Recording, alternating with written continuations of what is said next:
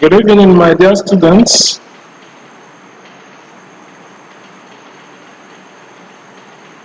Today, we are getting into linear programming proper.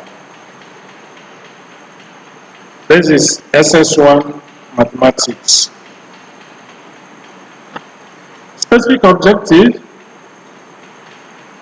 at the end of the lesson, the student should be able to solve linear programming problems. Introduction to linear programming is what we have, which means application of linear inequalities in real life. By this, we are going to talk about the maximum and the minimum values of simultaneous inequalities.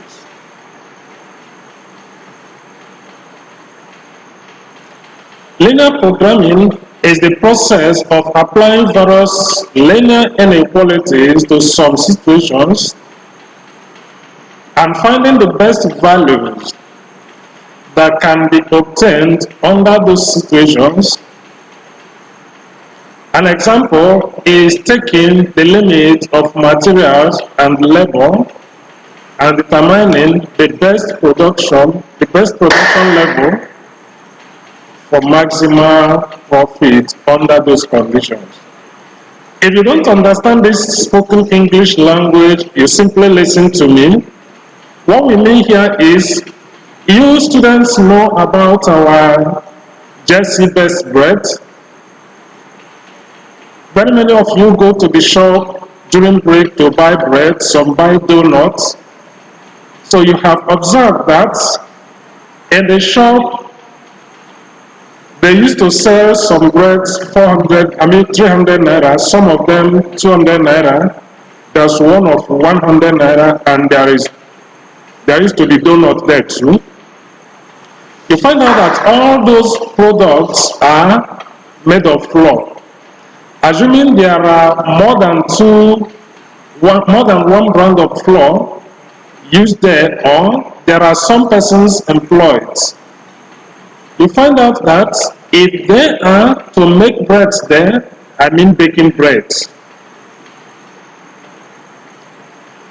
which particular bread are they supposed to bake more in order to make maximum profit? Remember that the bread of 300 naira must not give the same profit as that of 200 naira bread, and must also be different from that of 100 naira bread. It is likely that they may be gaining more in one than from the other. You never can tell if it is even the donut that gives them maximum profit. So in this situation, what we are thinking of here is, having gotten a number of bags of flour for the baking of all those bakery products, how many loaves of 300 naira bread, how many loaves of 200 naira bread, how many loaves of 100 naira bread, and how many donuts should be produced in a day in order to make maximum profit? It is likely that what should be put in donuts may be more than that of bread, thereby consuming more money to produce one donut, yet giving little or more profit. So all the conditions surrounding the mixing of the products in order to gain maximum, because the objective there is to make maximum profit. Nobody likes losing in any business. So all these conditions, everything we do there, system of combination of the products under production and the labor employed, assuming how many persons are supposed to be employed to make maximum profit. If 2 persons are working there, are they going to produce as many as necessary? If 2 persons are working there, what volume of products are they going to make?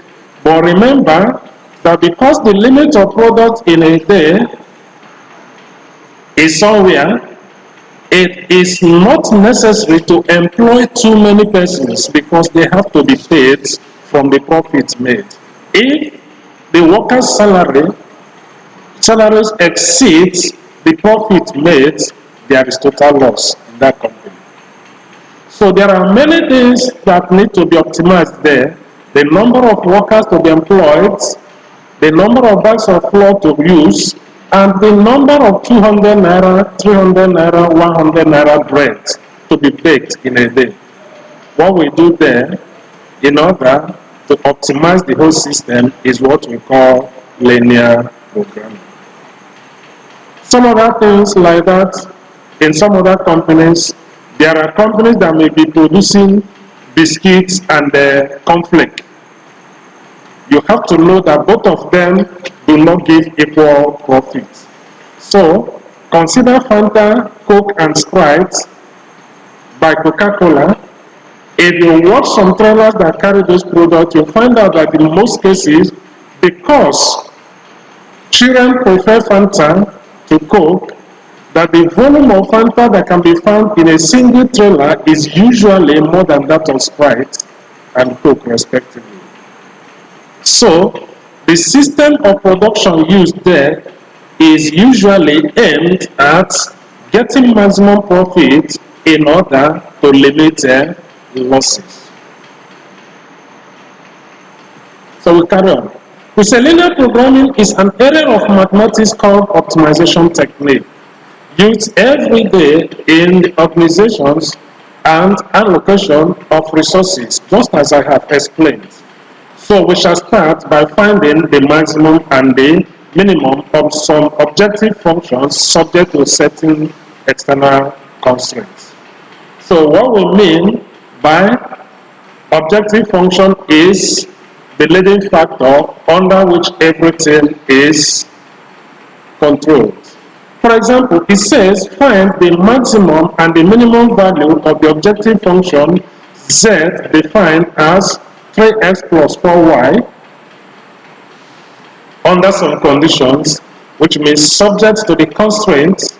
The first constraint is x plus 2y should be less than or equal to 14, meaning it should not exceed 14. But 3x minus y is greater than or equal to 0, and x minus y is less than or equal to 2. So what do we do?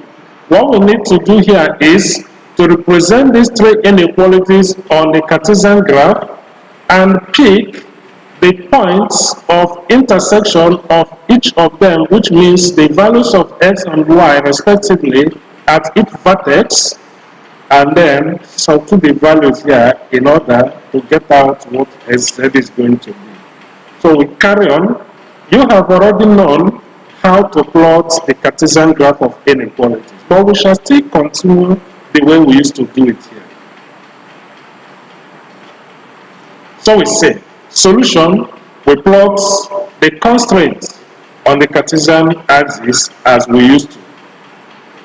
To plot the constraint means just plot the graphs of the Cartesian, the Cartesian graph of the inequality.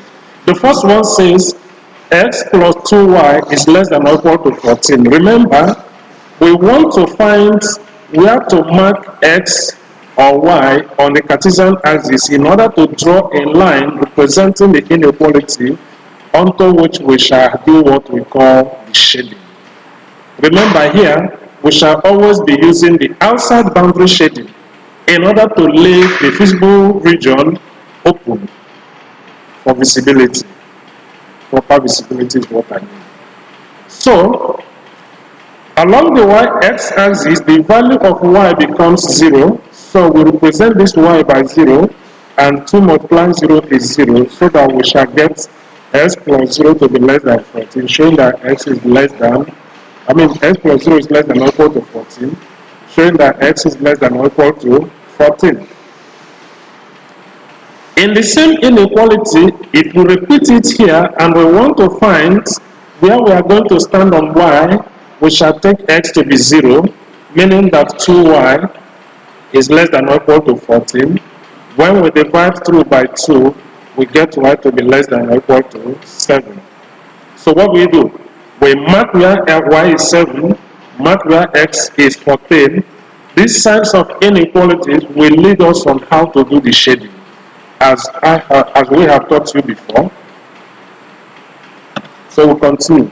This is the first inequality, the first constraint, the first external constraint, which we have found how to plot on the graph as we used to do before. Mark where y is 7, mark where x is 14, connect the 2 points, strict inequality, less than or equal to, less than or equal to, we shall be using tick line. So we continue.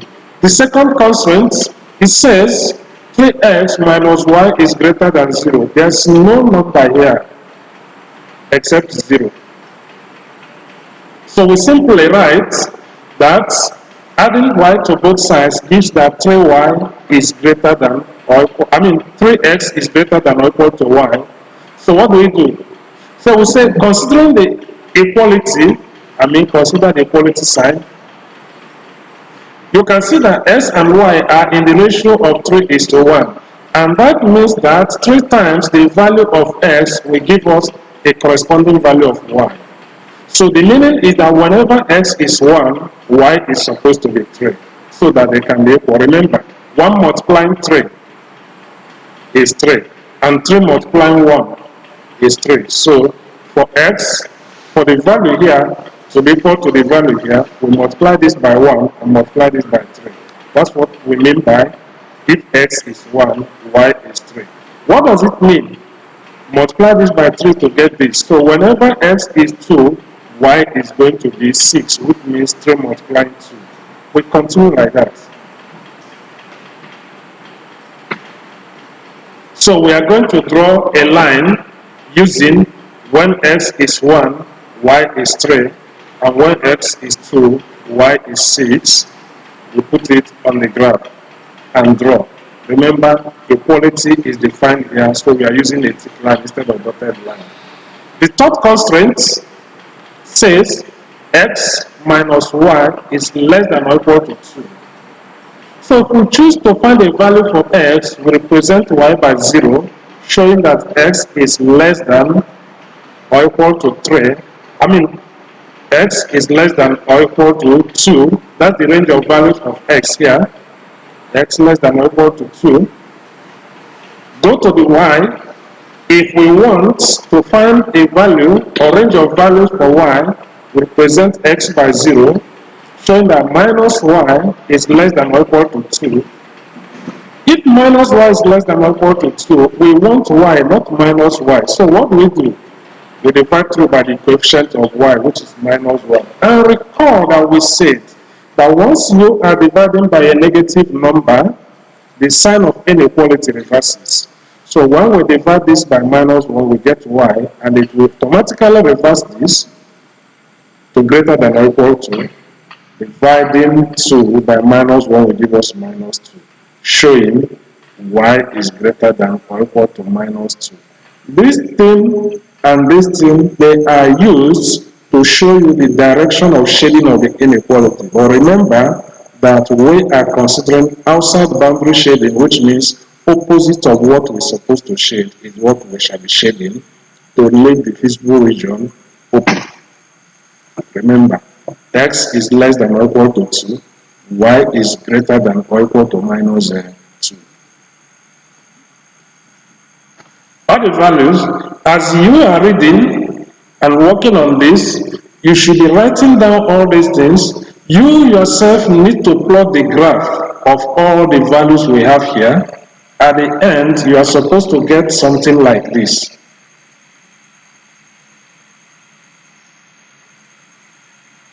This one, 3x is, see how it is stated, 3x is greater than y. That's this one in green. X plus 2y is less than or equal to 14. Another one, x minus y is less than or equal to 2. So the constraints are x plus 2y is less than or equal to 14. 3x minus y greater than or equal to 0. X minus y less than or equal to 2. They are all plotted here. And the vertices are the points A, the point B, and the point C. So at A, if you go down, you choose a value for x, which I think is 2 here. You go like this, choose a value for y, which I think is 6 here. If you do the work, please do the work yourself. B, go like this, you will get something minus 3.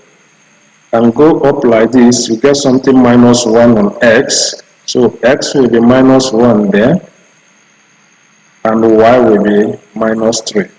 But at A, x will be 2, and y will be 6. At C, x will be 6, and y will be 4. Then we go ahead to see what we have. You see, from the graph above, the corner points are A, where x is 2 and y is 6, B, where x is minus 1 and y is minus 3, and C, where x is 6 and y is 4. So we recall that the function is defined as z to be a function of x and y. Z is a function of both x and y. How is the function defined? Z is 3x plus 4y. This is what we call the objective function. So f of xy therefore becomes 3x plus 4y.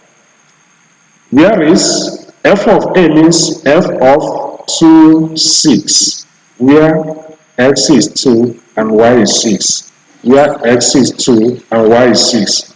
So use 2 to represent x here. Use 6 to represent y here. Evaluate your system, you get it 30. Another place, at B, we have x minus 1, y minus 3. So f of xy will be f of minus 1 minus 3. Meaning, put minus 1 for x, put minus 3 for y, evaluate your work, you get the value minus 15. Then f of 6, 4 means the function at C, where x is 6 and y is 4. Put x for 6 for x, and put 4 for y. Evaluate this, you get 34. So the values are 30, minus 15, and 34. But we are looking for both the maximum and the minimum. That's what we mean by optimizing it to get the maximum value and the minimum value. Among 30, minus 15, and 34, which one is the highest? 34. Therefore, the maximum value of z is 34. Then which one is the smallest? Minus 15. Therefore, the minimum value of z is minus 15. So let's check. Can you see it? Z1 means the first value of z is 30. Second value of z is minus 15. Third value of z is 34. Hence, z maximum is 34 and z minimum is minus 15. That's how to conclude it. Can we do another one? We check. Example 2. It says optimize the function z equal to minus 0.4x plus 3.2y subject to the constraints. These are the constraints.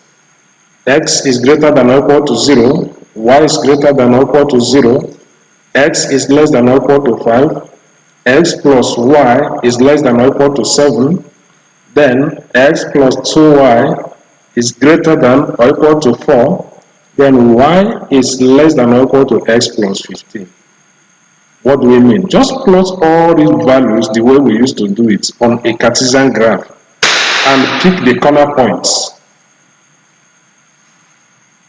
The objective function z equals minus 0.4x plus 3.2y is what we shall use to test the values of the function at the corner points, the points of intersection of all these inequalities on a single Cartesian graph.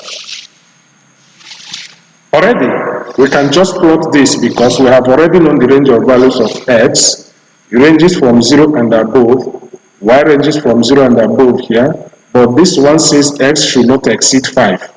So we shall solve for x and y in the 41, 51, and the 61. So this already taken. So the fourth one, if x plus y is less than or equal to 7, if we are looking for a range for x, we choose y to be 0, showing that x is less than or equal to 7. Likewise, the same for inequality, if we choose to get a value for y, a range of values for y, we choose x to be 0, and we get that y is less than or equal to 7. Some people put equality here, but why we maintain inequality is that it will help us to know the direction of the shading. Sometimes it may confuse. But if you maintain the sign of inequalities, the signs of inequalities, they will always direct you on how to shade, where to shade. But recall that we are doing outside boundary shading, which means we are shading the opposite of what we need to shade in order to leave the visible region empty for proper visibility. The next one, x plus 2y is greater than or equal to 4. If we choose y to be 0, automatically x becomes greater than or equal to 4. But if we choose x to be 0, then we shall get 2y to be greater than or equal to 4, and dividing through by 2 gives us y to be greater than or equal to 2. The last one, being the sixth one, y to be less than or equal to x plus 15, choose 0 for y and solve for x, we get this, and when we subtract x from both sides, we shall get minus x to be less than or equal to 15. And recall that when you are dividing by a negative number, the sign of inequality reverses. So which will make this, as we are dividing by minus 1, minus 1 dividing minus x will give us x, reversing this to greater than or equal to, and dividing 15 will give us minus 15. Next, please always write all these things down. Don't be watching this as video. This is not video, this is your classroom lecture. You are being taught, so you have to be writing something down. This is the Cartesian graph of inequality. So the vertices are A, this point, B, this point, C, D, E, F. They are called the corner points. So at A, you come down, go, and choose the value of x. At B, already x is 0 at B, and y is something 5. At C, x is still 0, and y is 2. At D, x is 4, y is 0. At E, x is 5, y is 0. And at F, x 5, y 2. So we record them.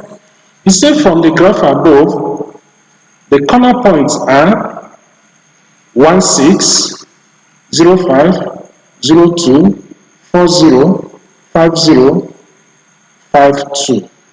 So we recall that the objective function z, which is a function of both x and y, is defined as z to be equal to minus 0.4s plus 3.2y. So if f of xy is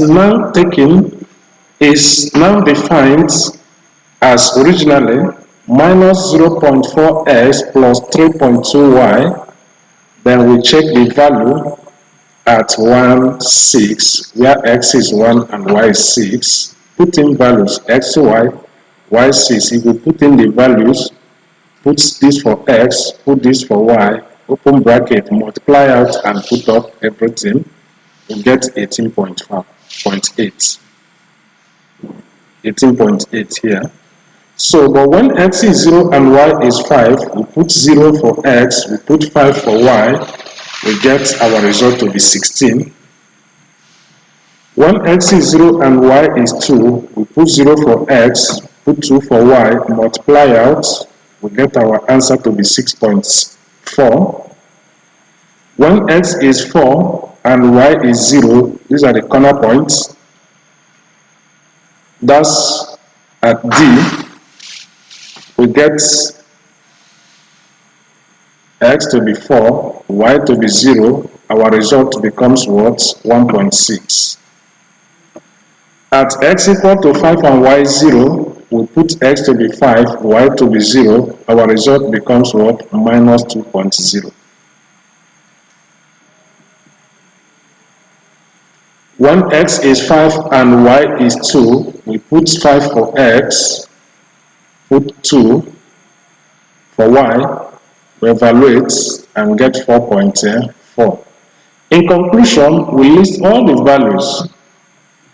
The first value of Z is 18.8, second value 16, third 4.6, fourth 1.6, fifth minus 2.0, and sixth 4.4. Then among all these things, which one is the highest?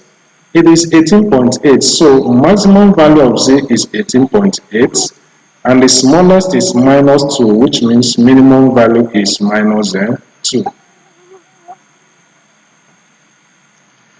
Okay, I hope you are putting something down. Then we continue. The practical. You will cool down and read this practical. He said, Jesse best schools need to buy some filing cabinets. They know a given cabinet defined as P or called P, cabinet P, costs 10 naira per unit and requires 6 square meters of floor space to hold 8 cubic meters of file. See what is happening here. The cabinet they want to buy, if you drop it on the ground, the base area on the ground where it is going to cover will be 6 square meters. And it is supposed to carry 8 cubic meters of file, means the volume is 8 cubic meters. Then another one, which is called Q, costs 20 naira per unit. But if you drop it on the ground, it will cover 8 square meters at the base. And if it covers that, the volume is supposed to be 12 cubic meters. That is the quantity of files it can contain. Remember, volume is measured in cubic units. So, Victor, the accountant, he said the account has given out 140 naira. And this 140 naira should be for the purchase, but must not be used completely. They are, in short, they can return some money. That is what which we call change. Now, for this purpose anyway, he said the office is known to have rooms for no more than 72 square meters of cabinet. Remember, we are just talking about the area which a cabinet can cover when it is dropped on the ground. But the office we are talking about cannot exceed 72 square meters. So the question here is, how many of each cabinet type should the school buy in order to maximize storage volume? So what we are talking about here is how many of all these two different cabinets should be purchased so that almost all the files in the school can be stored there. So we carry on. Solution, we say let X be the number of cabinets P to be purchased and Y the number of cabinets Q to be purchased. Naturally, If they are to be purchased, remember, when they go to market, either they buy or they don't buy, but they will not owe anybody. So if they buy that of X, then the number purchased should be greater than 0. But if they don't buy, it becomes equal to 0. That's why it is greater than or equal to 0 here. That of Q, if they buy, it becomes greater than 0. If they don't buy, it becomes equal to 0. So it is here greater than or equal to 0. So one of the constraints is S greater than or equal to 0. Another one is Y greater than or equal to 0, which means the number can either be greater or equal to 0 to be purchased for each of them. What are we talking about? This one is costing 10 naira, this one is costing 20 naira, as many as they may be, but the account gave 140 naira and all of them are not, the money is not supposed to be exhausted. But if they finish it, no problem. That's why the total cost will be less than or equal to 140 naira as given to them. But in terms of space, there's no way you can exceed 72 square meters space. So, not minding the amount of space the product, the cabinet P can occupy and that of Q can occupy, if you put everything together, it will not exceed 72 square meters. Hence, 6x plus 8y should be less than or equal to 72. What are we talking about? We are talking about the volume. What volume is needed? 8 cubic meter and 12 cubic meters anyway. So the total volume is supposed to be this. This is what we call the objective function. So having seen all the inequalities, they are called the external constraints.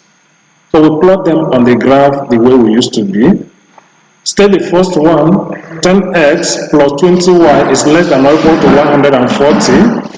When you choose y to be 0, you get your x to be less than or equal to 14. If you choose x to be 0, you get your y to be less than or equal to 7. Here, 6x plus 8y is less than or equal to 72. Choose y to be 0. To solve for x, you get your x to be less than or equal to 12. Choose x to be 0. You solve for y, you get your y to be less than or equal to 9. Please write down everything. Keep writing, keep working. Don't just be looking, be watchful. When you are done, you plot. This graph here shows y greater, s greater than 0. So it is supposed to go this way, but it went backwards as the opposite, which means outside boundary shading. This one shows y greater than 0, s greater than or equal to 0, it should be here, but it has gone here in the opposite direction. This y greater than or equal to 0, which is supposed to go up, but because of outside boundary shading, it goes down. So these and these are the other two constraints which we solved. This and this. This one and this one. When we are done, we pick the corner points at A. The values are x is 0 there, but y is 7. At B, x is 0, y is 0. At C, x is 12, y is 0. At D, x is 8, y is 2 or 3. I think 3 or 2. Check it. Okay, it is 3. Now we go on. We say from the graph, but you must plot the graph with a graph book so that you can see the real work. Don't use rough paper. Use graph book to do everything so that the graph can show itself and all the values can easily be seen. So we say from the graph above, the corner points are as I have mentioned anyway. A is 0, 7, B is 0, 0, C is 12, 0, and D is 8, 3. So your objective function, V the volume, which is f of x and y, is defined as V to be 8x plus 12y. What do we do? F of 0, 7, put 0 for x, put 7 for y, you get 8, 4. Put 0 for x, put 0 for y, you get 0. Put 12 for x, put 0 for y, you get 96. Put 8 for x, put 3 for y, you get 100. What we conclude? The first volume, if we do this, it means if you don't buy cabinet P at all, and you buy 7 units of cabinet Q, this is the volume you are going to occupy. If you don't buy either of the two at all, we are not going to get any 5 because anything 5 because there's no cabinet. So the volume obtained will be 0. If you buy 12 units of cabinet P and no single unit of cabinet Q, you are going to get 96 cubic meter of 5. But if you buy 8 units of cabinet P and 3 units of cabinet Q, we are going to get 100 cubic meters of 5. So that's what we concluded here. And having seen everything, which one has given us the maximum volume? The maximum volume we have here is 100 meter cubed. That's cubic meter anyway. So what do we do? We say hence, the maximum value of V, known as V maximum, is 100 meters cubed. Therefore, the school needs to buy 80 units of cabinet P and 3 units of cabinet Q to get a maximum volume. Because the maximum volume occurred when where P is 8 and Q is 3.